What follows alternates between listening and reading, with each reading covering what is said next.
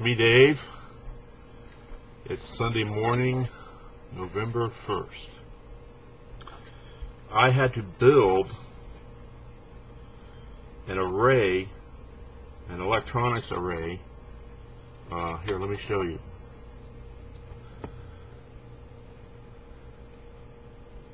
These big gold things here are power resistors. They're rated at 50 watts, 0.82 ohms. I wired them together like this to replace the resistor for my air conditioning system in my car. The resistors that they had been using were wires. In the electronics world, just about anything has resistance, has electrical resistance. A length of wire has a certain amount of resistance measured in ohms. The longer the wire, the more resistance. And the components that I didn't want to buy the $60, $80 auto part, because they always fail. They last like maybe 3 or 4 months and then they fail. I mean, what's the point? That's crazy. So what they were, the resistors were lengths of wire twisted around like a pigtail, like on a pig. Yeah, that makes sense. You know, and then the wires were covered with some kind of ceramic coating. These resistors always failed all the time, and the reason why is because they're overheating. And they had them mounted down inside the housing for the blower motor. And the reason why was that they heat up. And they figure, well, they'll use air to blow over the resistors to cool them down. Well, that doesn't work very well because they always overheat. So I went on a search and I found these power resistors. They're housed in aluminum. It looks like it's brass, but it's not. And they have heat sinks on them. You could see the fins. See the fins here? They have heat sinks on them, so they dissipate the heat. So they don't overheat as much as any other kind of resistor. I had to solder the ends.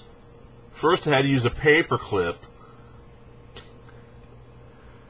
to make the connections between the two resistors, because they didn't have solderable ends. The ends were like flat blades with holes in them. I guess that's solderable, but I mean, come on. I mean, how are you supposed to?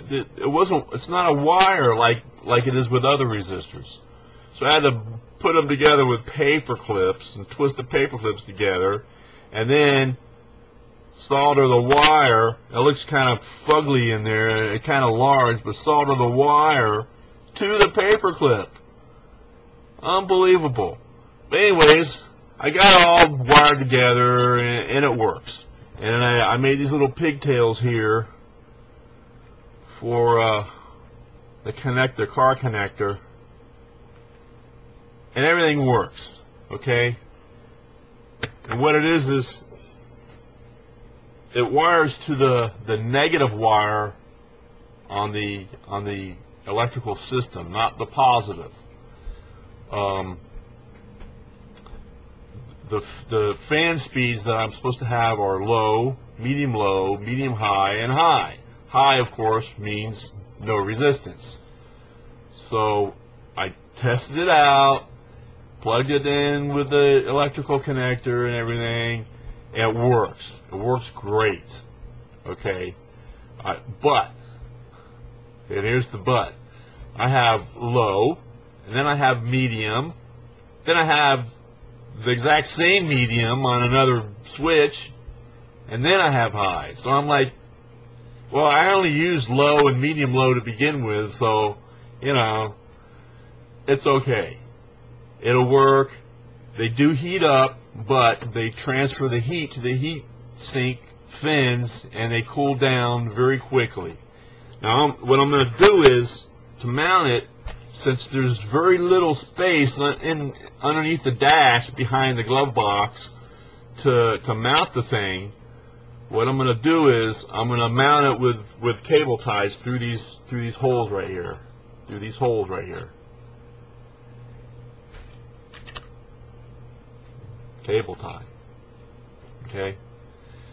And there's enough space in there where one end of this